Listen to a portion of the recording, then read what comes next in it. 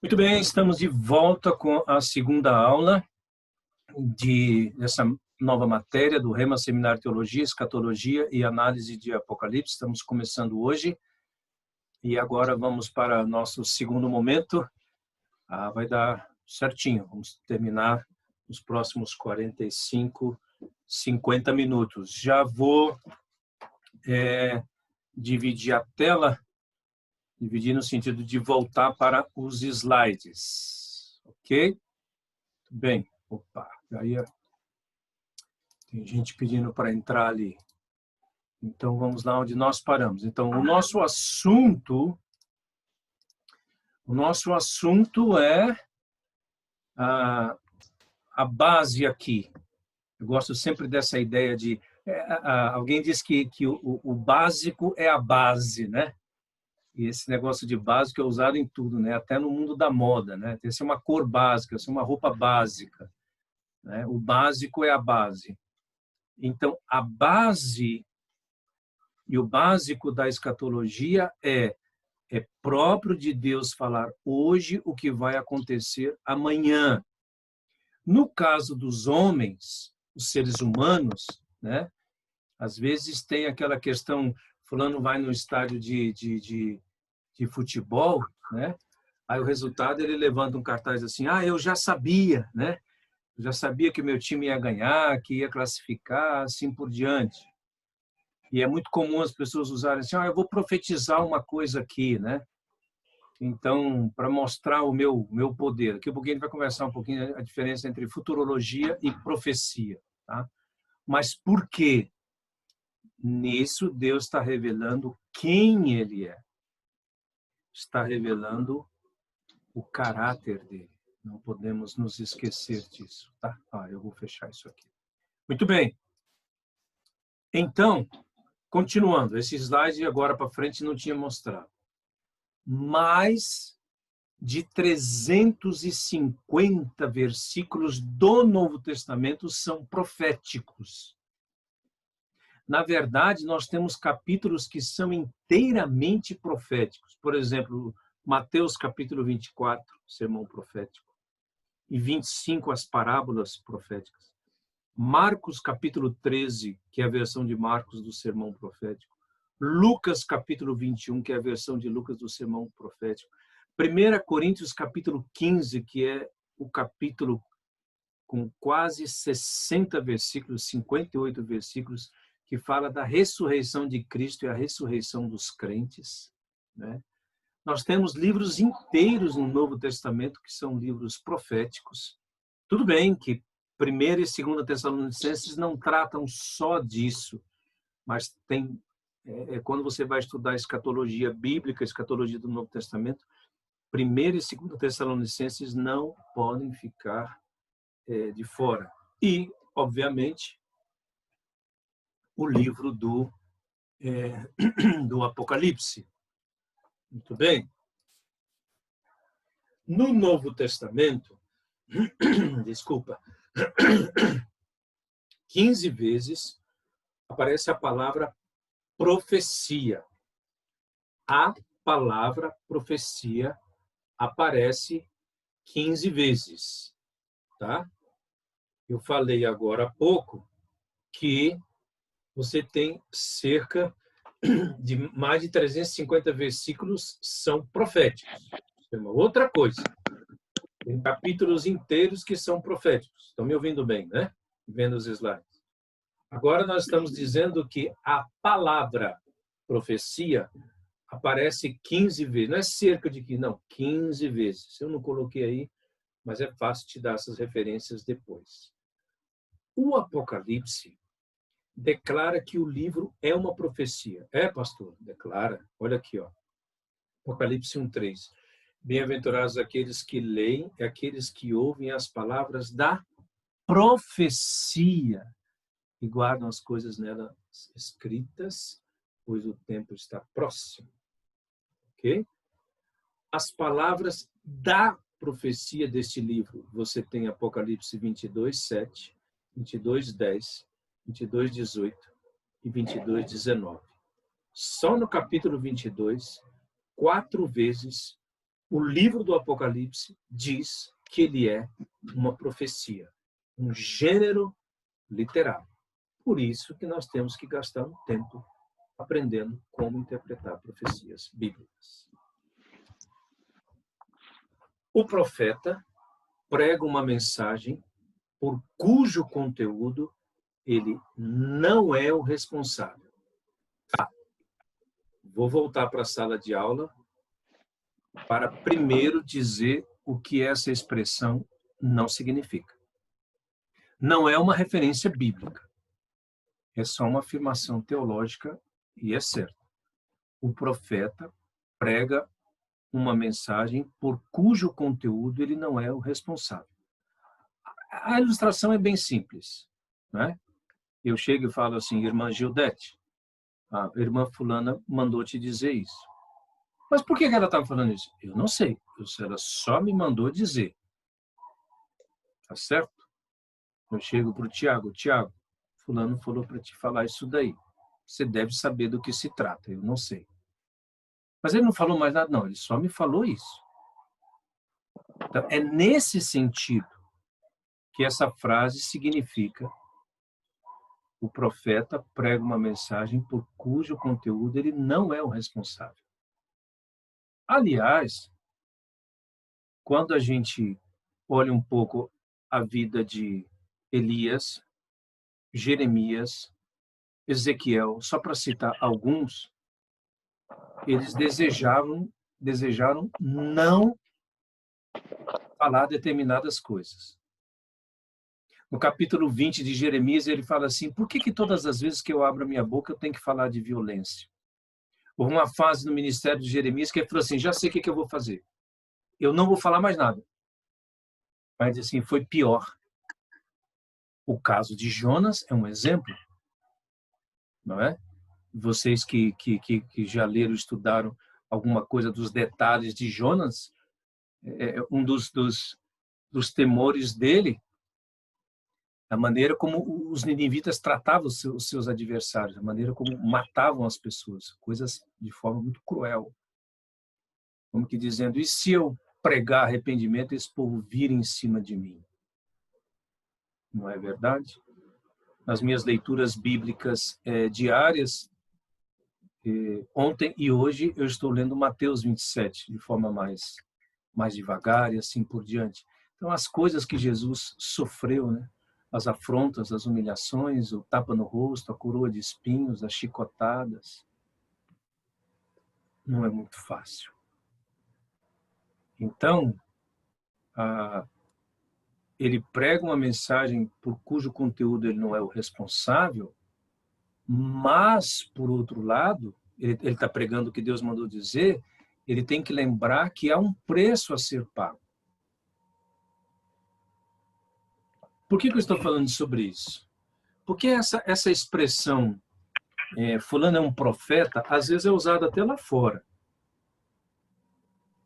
Como os profetas denunciavam injustiças sociais, às vezes uma pessoa que nem crente, e às vezes nem crê na existência de Deus, não tem temor, é considerado um profeta.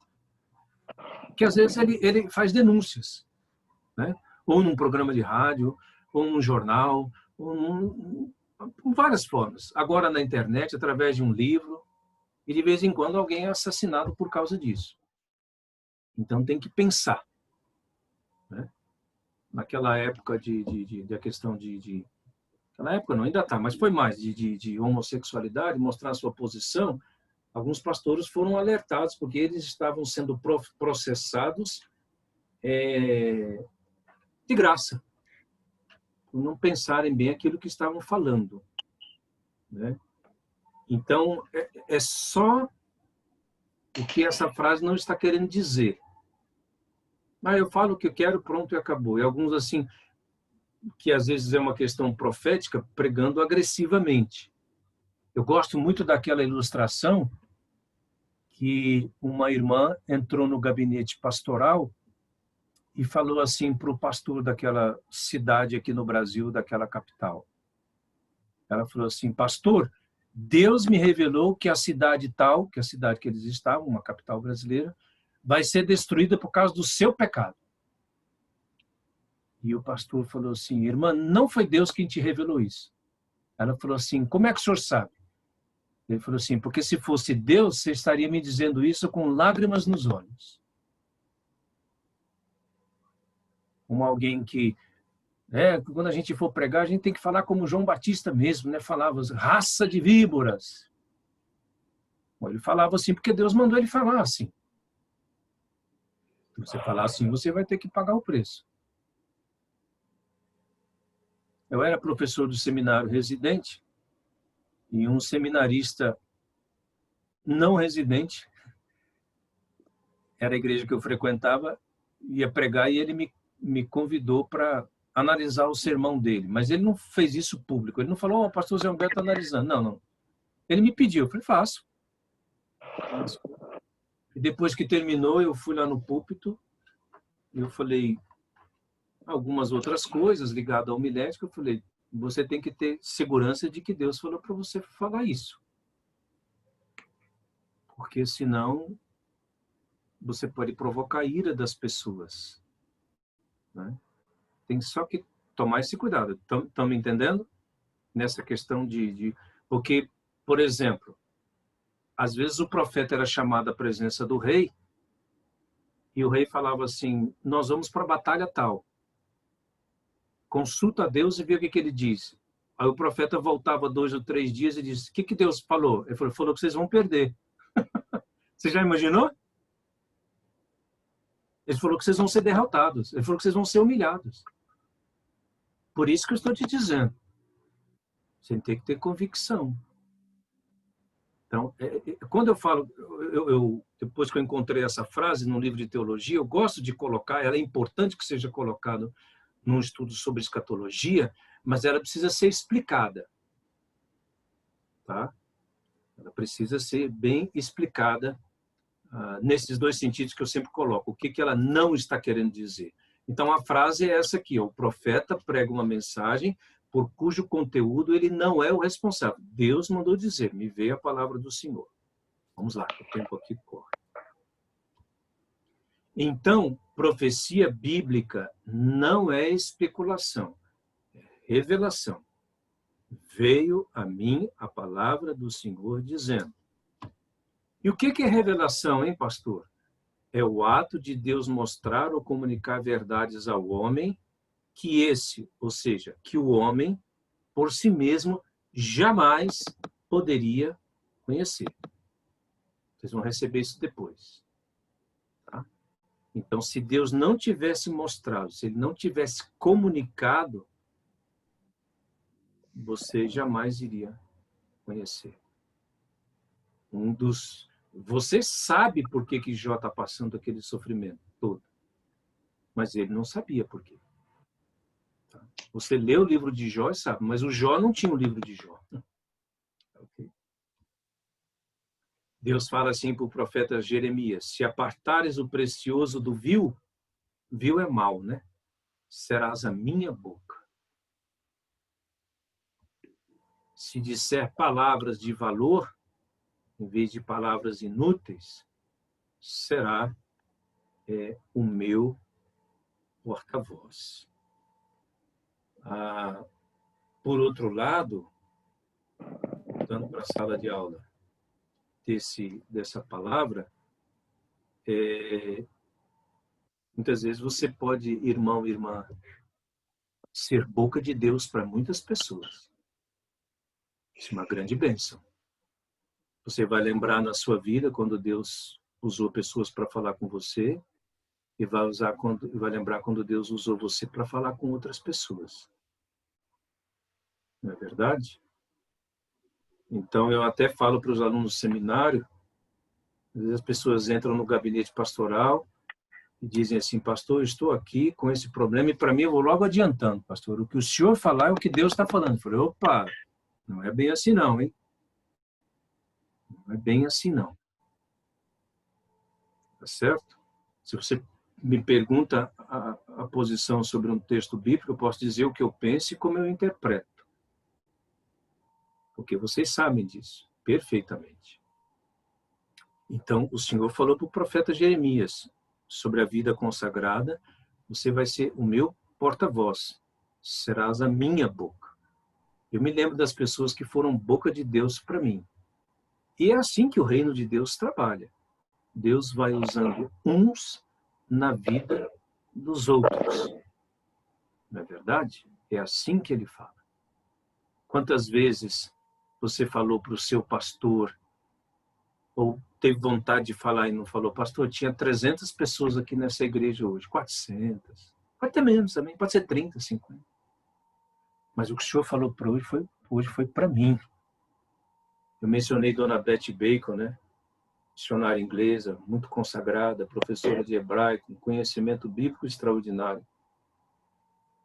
Uma vez numa aula, aquela aula depois do almoço, ela estava falando, eu falei, gente, ela está falando de mim. Será que ela está com uma câmera escondida instalada no meu quarto? Será que essa câmera que está instalada no meu quarto tem som também? Porque ela está falando até o que eu estou orando. Mas o Espírito Santo fala com quem tem comunhão com ele, gente. Vocês sabem disso. Então eu estou colocando o outro lado. Tá? Eu estou colocando o outro lado. É só ter discernimento e se aquilo que Deus está falando realmente é o Senhor quem está falando, tá? Apenas isso daí é importante, porque disseram o que Jesus falou, às vezes coisas que ele nunca falou. Ok, voltando então para o nosso slide, eu estou aqui. Jeremias 15, 19. Continuando. Ok, 6 razões para estudar profecia bíblica. Primeiro, obviamente, é porque é uma doutrina bíblica. Daqui um pouquinho eu vou falar sobre os livros de teologia sistemática. E então, como você tem, eu podia até ter colocado aqui, mas não tem problema, também vai ficando. Você tem aquelas 10 áreas de teologia sistemática. Vocês que já estudaram sabem o que é. Você estuda a doutrina da Bíblia, a doutrina de Deus, a doutrina do homem, a doutrina do pecado, de Cristo, do Espírito Santo, dos anjos, da igreja, né, da salvação, e estuda a escatologia. Eu coloquei embaixo, nós precisamos saber como o filme vai terminar. Nós precisamos de saber como é que o filme vai terminar. Esse texto aí que eu coloquei para vocês, de Mateus capítulo 26, o versículo de número 29, digo assim, digo-vos que desta hora em diante não beberei deste fruto da videira até aquele dia em que eu hei de beber novo convosco no reino de meu Pai, e por aí vai. Então precisamos saber como o filme vai terminar. É uma doutrina bíblica, como as outras também são. A escatologia está vitalmente integrada com o sistema teológico completo da Bíblia. Tá? Ela faz parte do todo. Segundo, estudarmos profecias bíblicas para não sermos ignorantes e, por isso, enganados e condenados. Todos vocês viveram, viveram lá no seminário que tem alunos mais novos, né? No curso residente. 1999. Mas a gente até colocava o versículo que a Bíblia diz que 1000 ia inteirar e 2000 não ia inteirar. Até hoje não encontrei esse versículo. Se você encontrar, manda para mim, hein? Não vai esquecer. Como diz a Bíblia, né, pastor? 1000 inteirará, mas 2000 não. Eu estou esperando ele até hoje. A única coisa que eu preocupava, que o pessoal chamava, como é que era? O bug do milênio, se os computadores iam ter problema na virada de 1999 para 2000. O resto, não. Tanta predição que não deu em nada. Terceiro, para não sermos surpreendidos no dia do Senhor. É um assunto que vamos ver depois, mais sobre isso. Fala sobre a segunda vinda. Quarto motivo para... eu lembrei que eu tenho um pouquinho de coisa aqui, né? É até bom para não sermos surpreendidos no dia do Senhor. Jesus falou assim em Marcos 13, 23. Estejam de sobreaviso, tudo tenho predito a vocês. Por isso que eu gosto da versão atualizada, né? Então, vocês, porém, tomem cuidado. Brepeti. Esse prorei, preca, remim, panta, literalmente. Predito a vós tudo. Tudo tenho predito. O que ele quer dizer? Estejam de sobreaviso, tudo tenho predito a vocês. Esse verbo predito é o verbo prolego. Pro é antes, lego é dizer. Aí você falou assim para mim, você fala assim, pastor, mas você não falou que femi, profecia é dizer? É porque tem outro verbo grego para dizer. Tá? Então, o que significa predito? Dizer a alguém que algum acontecimento futuro representa perigo e pode levar a sérias consequências. Avisar, advertir, prevenir. Esse verbo aparece lá em Gálatas, capítulo 5, o versículo de número 21, quando Paulo lista as obras da carne, ele diz assim, a respeito das quais eu vos declaro, como outrora já vos preveni. Aqui foi traduzido, tudo tenho predito.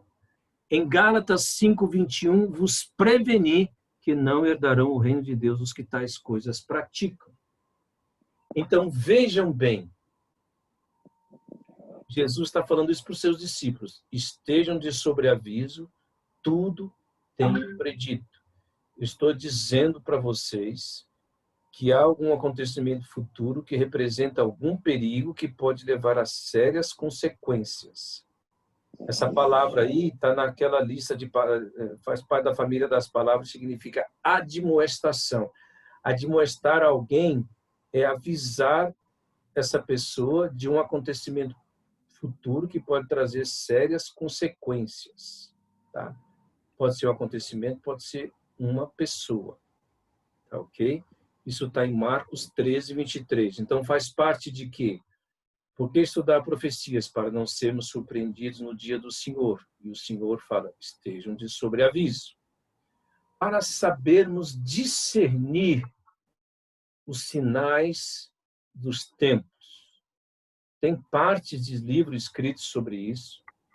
Jesus falou alguma coisa nos sermões proféticos sobre essa questão de sinais dos tempos. Quinto, porque o mundo fala de profecias e escatologias. O mundo, hein, gente? Fala. Quer ver como é que ele fala? Eu vou dar exemplo de filmes aqui, ó. O Dia Depois de Amanhã. Né? Onde você vai estar? É um filme que fala de catástrofes. Aí, a inundação, o degelo, né? Que as geleiras estão derretendo, aí o nível do mar está aumentando e vai gerar tsunami, assim por diante. Outro filme, 2012, né?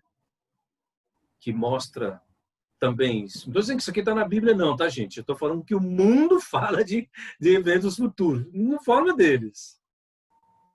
O outro filme é o Armagedon também aí, com Bruce Willis. Interessante ele falando sobre isso. Aqui faz tempo que eu peguei isso aí, hora de 2010.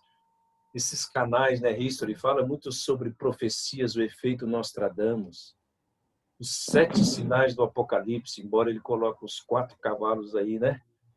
O amarelo, o vermelho, o preto e o branco, de Apocalipse, capítulo 6. Né? As profecias de Nostradamus lá, que as pessoas comentam sobre isso.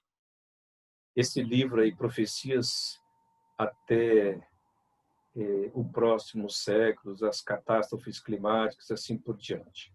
Daqui a pouquinho eu vou falar para vocês o que eu acho sobre isso. Por que o mundo fala de profecias e escatologias? Agora vem, o daqui a pouquinho já chegou. Primeiro, qual é a base do mundo para as suas profecias?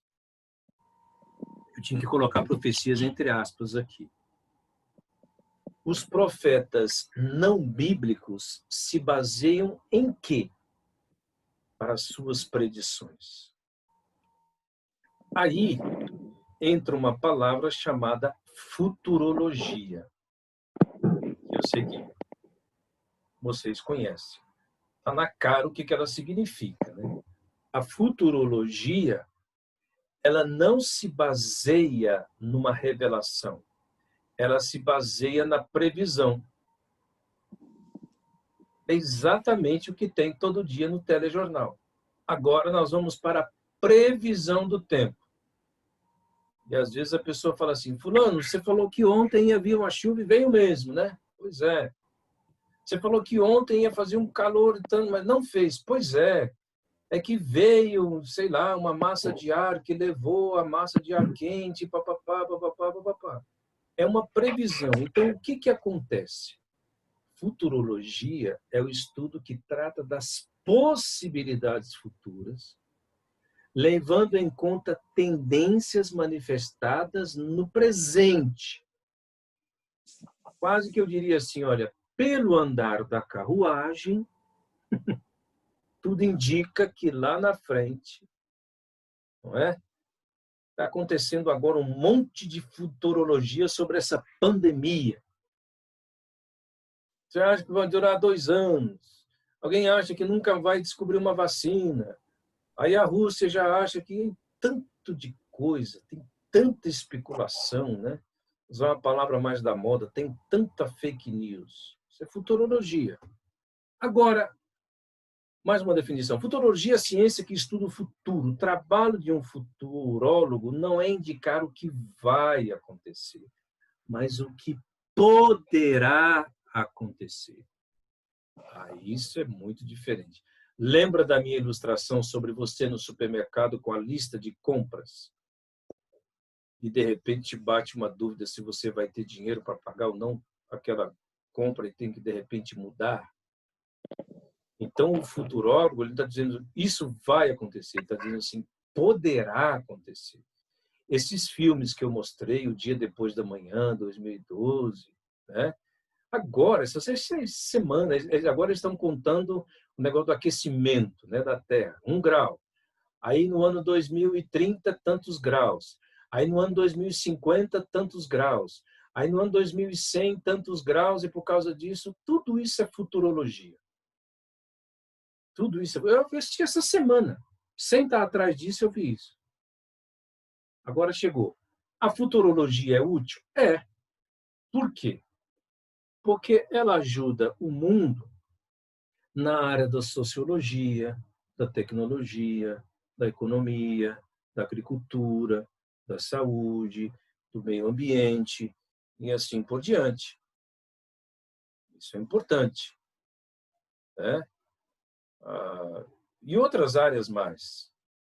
Essa questão de chamada densidade demográfica, né? Então, olha, se a cidade continuar crescendo nesse ritmo, daqui a tantos anos, nós vamos ter problema com água, nós vamos ter problemas com isso, nós vamos ter problema com aquilo, e assim por diante.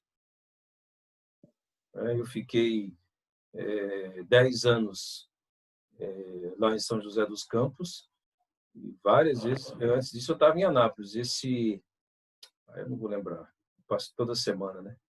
Aquele reservatório de água que tem ali na estrada entre Anápolis e Goiânia, naquela época, quando eu saí, não tinha isso ainda, né?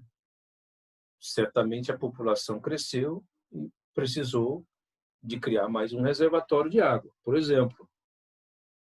Então, é útil, tá? Mas não confundir uma coisa com outra. Ficou claro, tá? E não tem nada a ver com horóscopo também, tá, gente? Nem com astrologia. Nada. Com previsões. Por exemplo, tem hospital de campanha que foi montado e que não foi usado, não precisou. Tá? Então, essa é uma coisa, ligada à alimentação, agricultura, assim por diante. Agora, nosso ponto que interessa aqui, profecia bíblica É Deus anunciando o que Ele vai fazer. Essa é mais uma coluna que nós temos que fincar muito bem na fundação desse edifício chamado escatologia. Tá?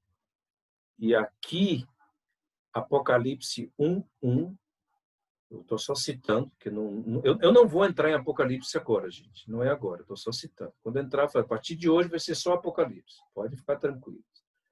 Lá diz assim, as coisas que em breve talvez aconteçam. Não. As coisas que em breve, se os homens concordarem, vão acontecer. Não. As coisas que em breve devem acontecer. Esse DI aí, esse verbo com D, é I, no grego, só esses três significa isso. Ele é traduzido em outro lugar assim, ó, é necessário. Tá? Agora, tem uma pergunta importante. Vou usar lá na frente, mas eu quero colocar ela agora. Por que que eu posso acreditar nas coisas que o Apocalipse e outras profecias bíblicas dizem que vão acontecer? Por que que eu posso acreditar e devo acreditar? A resposta está aqui, ó. Porque quem disse que vai acontecer é o mesmo que vai fazer acontecer. Vocês se lembram que eu falei do texto lá de Hebreus capítulo 11, quando fala daquela cidade, né? Que aquela cidade que tem fundamentos, Hebreus capítulo 11, verso 10, da qual Deus é o arquiteto e o edificador. Tá? O arquiteto e o edificador. Então, ele planejou e ele vai executar. Então, aí não tem dúvida. Você não vai colocar em dúvida. Falta poder? Não. Falta conhecimento? Também não. Então, essa é uma diferença entre uma futurologia, uma previsão e uma revelação. Deus anunciando o que Ele vai fazer. Então, quando o Apocalipse diz que naquela época Deus já tem selado, separado 144 mil testemunhas, não perca seu tempo duvidando disso e nem fazendo conta disso. Pastor, e se der 143.990, você vai perder seu tempo com isso? Eu não vou. Porque serão 12 mil de cada uma das 12 tribos. 12 mil vezes 12 dá 144 mil. Acabou. Pronto. É ele que vai fazer. Tá? Por quê? Devemos estudar profecias bíblicas. Porque os teólogos, pastores e pregadores evangélicos estão ensinando, escrevendo sobre escatologia. E aí agora começa a festa. Que festa? Um monte de livro que eu vou mostrar. Gente, isso aqui é divulgando um pouco bibliografia. E os que me conhecem há mais tempo sabem que não tem nada de exibicionismo nisso daí. E nem vou dizer o que eu não faço. Tá bom? Então vamos lá. O primeiro livro que eu mostro é o seguinte. Se você... Depende do seu interesse. Alguém perguntou e eu não respondi nada lá porque eu sabia que eu ia responder aqui. Esse livro, Manual de Escatologia, eu sei que a gente mostra aqui, ele aparece ao contrário. Vai aparecer lá. Pelo Dr. Dwight Pentecoste, que não tem nada a ver com Pentecoste ou pentecostal. Poderia, mas não tem. Esse homem morreu com 99 anos. Durante 60 anos, ele deu aula de teologia nos Estados Unidos. De 1955 até 2014, ele foi professor do Seminário Teológico de Dallas. Esse livro é um clássico e é o que eu estou muito ligado nesses dias, porque este homem, ele foi muito sábio. O livro dele tem 613 páginas de escatologia. Só que até a página 91, ele fala sobre como interpretar profecias. Ele foi sábio. Ele foi sábio. Então, como alguém falou, o professor Carlos Oswaldo, que foi o tradutor, lembrou que os que discordam do ponto de vista dele, pelo menos têm que respeitá-lo e ter a disposição de ouvi-lo. Tá? Então, se você falar assim para mim, pastor, um clássico, Manual de Escatologia, que, na verdade, eu lembro que esse livro foi traduzido só em 98. Eu terminei meu curso seminário em 87. Então, quem tinha esse livro aqui era só em espanhol, Eventos del Porvenir. Eventos do Porvir. Em inglês, é Things to Come, Coisas que Virão. Em português, traduziram por Manual de Escatologia. Eu gostei disso daqui. Ficou bom. Tá? Eu vou mostrar lá. Isso é para quem vai mergulhar. Eu só dei um tempo sobre esse. Eu vou mostrar lá, mas aproveitar aqui para não dividir. Esse guia fácil para entender as profecias da Bíblia, que ele vai trabalhar todo o tempo. Eu gostei muito do Damon Duke aqui, esse senhor, que ele trabalha também numa linguagem simples e ele é extremamente didático. Tá? Não vai dar para ver daí, mas o livro é cheio de quadros, de esboços, assim por diante. Deixa eu voltar lá, porque o tempo aqui corre muito rápido. Nós podemos voltar sobre esse assunto depois. Então, está aqui o Manual de Escatologia. Esse é um outro livrinho, tá? Estou colocando o número de páginas aí do Miller Erickson. Tá? Ele coloca a polêmica em torno do milênio. Esse do Dr. Shedd é um clássico, mas tem 94 páginas. Está na terceira edição. Escatologia e Influência do Futuro só tem 38 páginas, né? No dia a dia. Ele é mais devocional. É por isso selecionar os livros que têm a palavra escatologia na capa. Eu estou lidando com isso aí tem 37 anos, desde quando eu entrei no seminário. Tive o prazer, o Edson Naves é pastor de uma igreja batista lá em São José dos Campos, e ele foi na igreja que eu frequentava lá no Bosque dos Eucaliptos, cristã evangélica, e passou 3 noites lá falando sobre esse livro dele, Escatologia, a Vida de Santidade. Edson Naves, São José. Todas as profecias da Bíblia, John Walvoord é também um professor de Dallas, muito conceituado, e tem 685 páginas. É um outro livro que também é um dos clássicos e que ele trata especificamente sobre esse assunto. Ele pega de Gênesis até Apocalipse, e claro que vai gastar mais tempo naquelas outras, nos textos, nos livros mais proféticos.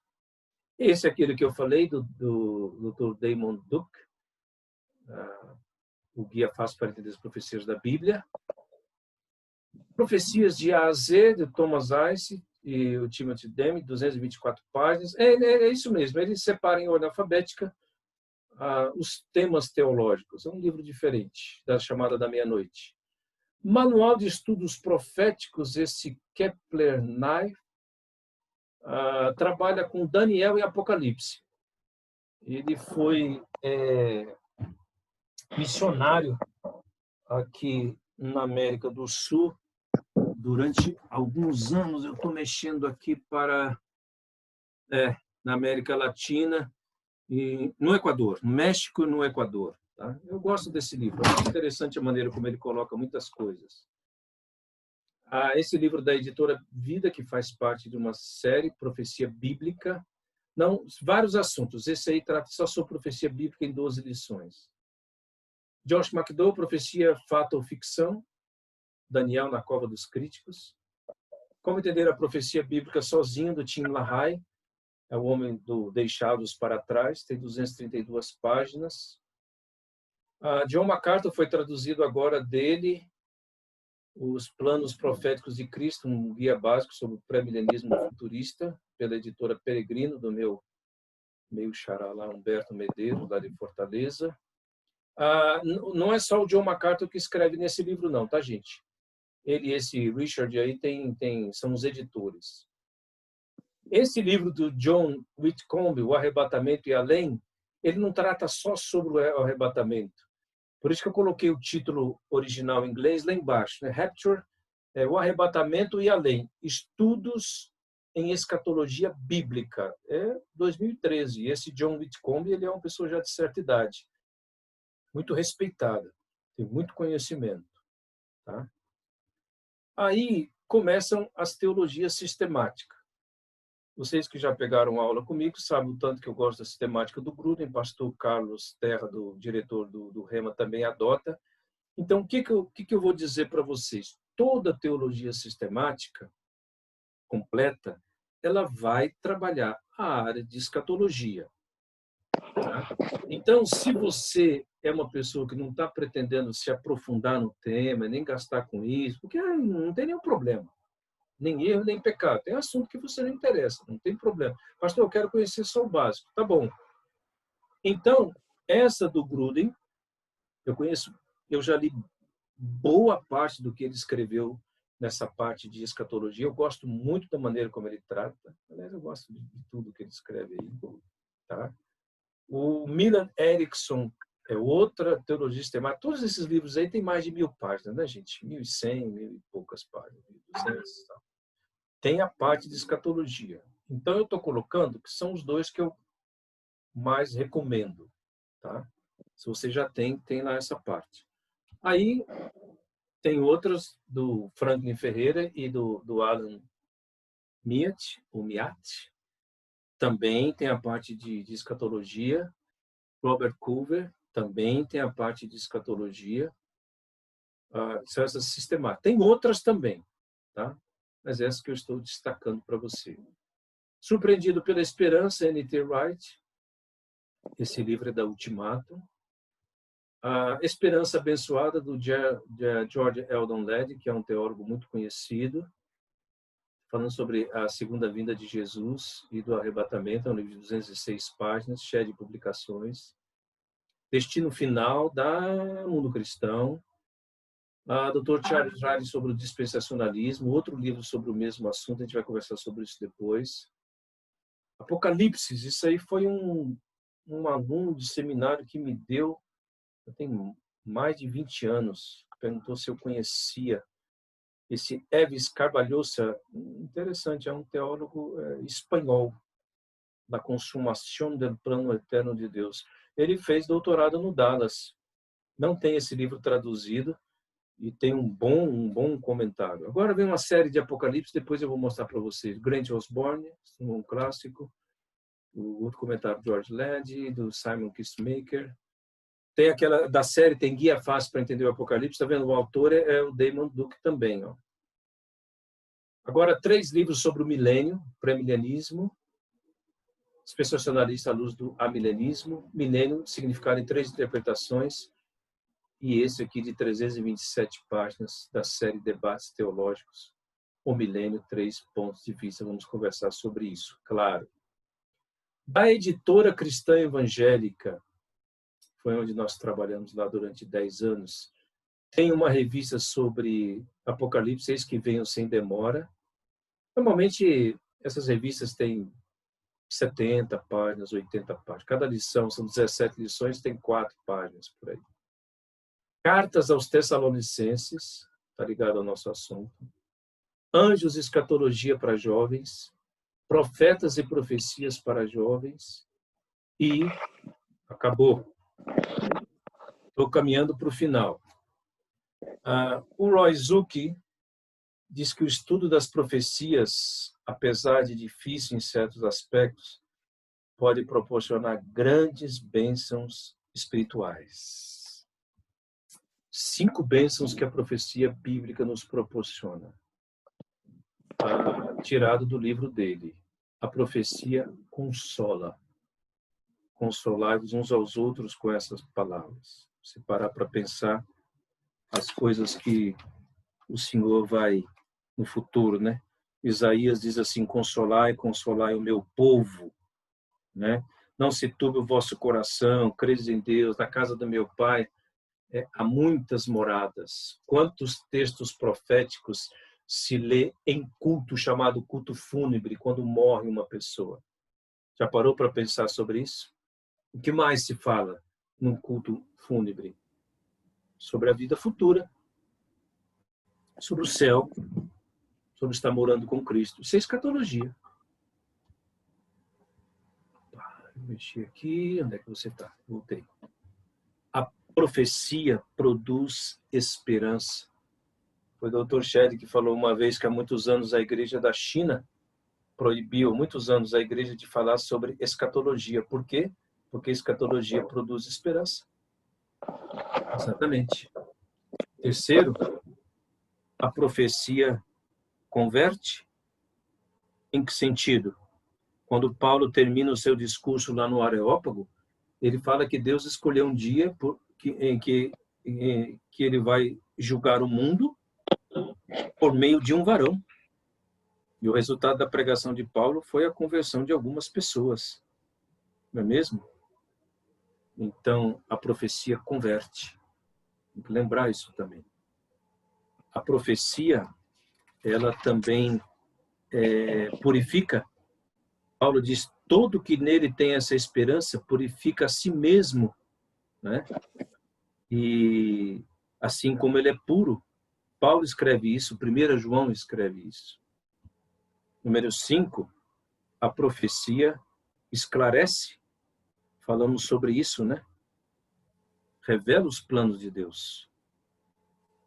4 coisas que a escatologia deve promover na igreja. Estamos terminando. Número 1, vigilância. 2, santidade. 3, esperança. E 4, evangelização. Nunca esqueço quando eu ouvi essa frase de um pregador tão simples, mas tão profunda. Irmãos, o mundo não vai parar para Jesus voltar. Não havendo profecia, o povo se corrompe, mas o que guarda a lei, esse é feliz. E acabou. E eu volto para a sala de aula. Muito bem, 22 horas, 2 minutos. Terminamos aqui. Então, vamos para os nossos combinados, tá bom? Primeiro, na próxima semana, a gente começa a aula às 8 horas, tá? Agora, vamos trabalhar normalmente 5 minutos antes. Eu já coloco o link para a gente ir entrando em sala de aula, às vezes até 10 minutos. Senão a gente vai esperando e tem que ir respeitando os que vão chegando à frente. Então, é só terça-feira, tá certo? Só terça-feira, só até o dia 6 de outubro. Então, já temos data. Vamos começar às 8 horas e vamos terminar às 10 com esse intervalo de 15 minutos. Segundo, todos esses slides que eu mostrei para vocês, eu vou fechar em PDF e vou enviar agora. Terceiro, a primeira aula e essa segunda aula estão sendo gravadas. Eu vou editar. Quando eu falo eu vou editar, é só colocar lá para gerar um link no YouTube e você sempre tem que olhar no nosso grupo, tá? O meu canal de comunicação com vocês é o nosso grupo que chama Escatologia-Apocalipse, tá? Durante essa semana, você pode voltar, se quiser ouvir alguma coisa da aula, pode voltar no slide. Se você tiver alguma pergunta, se você tiver alguma dúvida, ou quiser fazer algum comentário, então aproveite, pode mandar durante a semana e eu posso aproveitar um tempo da aula aqui e a gente conversar sobre isso, tá? Então, o assunto da próxima semana é esse, vai ser na parte de hermenêutica, como interpretar profecias bíblicas. É claro que não significa que depois que eu aprendo como interpretar profecias bíblicas, eu vou entender todas elas, inclusive as mais difíceis. Não. Eu não vou conseguir tirar todos os espinhos desse peixe para você, tá? Mas eu tenho certeza que você vai aprender muita coisa que vai te ajudar. Amém? Amém. Alguma pergunta, comentário? Nós vamos orar mais uma vez. Ficamos devidamente acertados, ok? Se você quiser, como ainda está no começo, se você quiser, graças a Deus que eu lembrei disso, ainda convidar alguém um amigo, uma pessoa, não importa, tá? Você já sabe que não tem limite, ele pode estar do outro lado do mundo, né? E eu dei aula para uma aluna que estava até com poucos sintomas de coronavírus. Graças a Deus ela foi curada, né? Então pode estar em qualquer parte do mundo, não tem problema. Para ainda pegar aula, como nós só estamos na primeira, fique à vontade. O caminho é esse, tá? Só você já tem as informações. Você ligar para a Poliana, fazer a sua inscrição para ela colocar adicionar você no nosso grupo. Esse é um caminho do seminário. Eu informei valor lá, porque eu sei que isso a gente ganha tempo e é um valor acessível a todas as pessoas. Tá bom? Por isso que eu fiz. Minha parte, se eu tiver 10 alunos aqui, se eu tiver 100 alunos, isso eu não vou ganhar mais nem vou ganhar menos. Mas, se você está pensando assim, olha, tem uma pessoa, um irmão, uma irmã que gosta desses assuntos, se você acha que vai valer a pena, convide ele, você nem precisa falar comigo, tá? Faça a sua inscrição lá direto com a Poliana e a gente fecha isso daí. Vamos orar ao Senhor? Irmão Alfredo, você pode fazer a oração final? Por favor, liga seu microfone aí e vamos agradecer a Deus pelo que nós recebemos nessa noite. Foi um prazer, viu, gente, estar com vocês, rever vocês, alguns e conhecer outros, tá? Vamos orar com o irmão Alfredo, lá de João Pessoa. Vamos orar. Amém, amém. Soberano Rei, Pai, nós te louvamos o teu santo nome, te agradecemos, Senhor, pela oportunidade que o Senhor nos concedeu nessa noite, Pai. Oh, Pai, de mais de ti, de buscar mais do Senhor, Pai. Eu oro agradecido, Senhor, te pedindo, Senhor, que tu venha abençoar a vida do nosso pastor, José Humberto. Seja com ele, cada vez mais transmitindo sabedoria, dando direção, Pai, e que em tudo, Senhor, ele também possa perceber a tua vontade, a presença na vida dele, Pai. Amém, Senhor. Mais uma noite de sono, Pai, que o Senhor traga para nós verdadeiramente, Senhor, a alegria de participar, de crescer na tua presença, Senhor, Pai, que o Senhor venha, através desse estudo, Pai, transformar a vida de cada um de nós, Pai. Oro agradecido, Senhor, te pedindo realmente que Tu nos dê uma noite de sono de paz, de Amém. Possamos descansar no Senhor, Pai. Sim, eu oro agradecido no poder que é no nome de Jesus. Amém. Amém. Amém. Então, aquele que está sentado no trono e ao Cordeiro, seja todo louvor, honra e glória e domínio. Amém. Deus nos abençoe e nos guarde com saúde e paz. Continuar nos cuidando, hein, gente? A melhor vacina que temos por enquanto é máscara, né? Vamos continuar. É verdade. Amém? Você pode aguardar, porque isso me ajuda, tá?